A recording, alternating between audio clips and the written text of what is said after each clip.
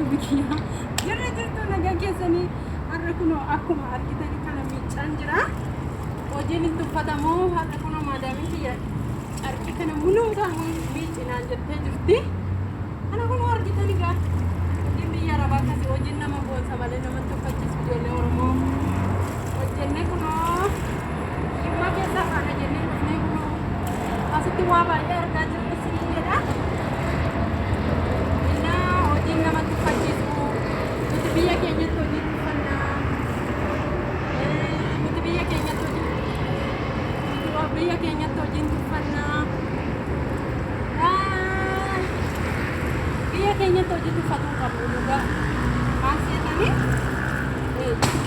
hojiin nama boonsiti malee gadi nama wanni taatu kun akkuma argitan bishaan na bukkee jira.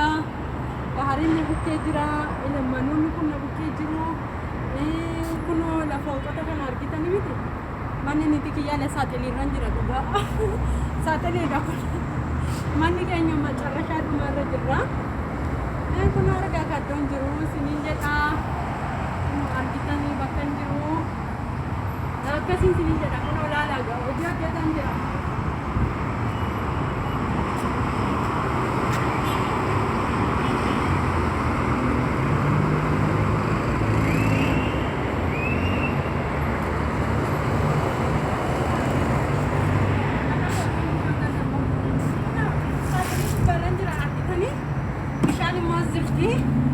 Kana carqii kana muluu isaa miicce har'a dhugaa hojii baay'een hojjedhe isa biraan jarreen kun hin coomu.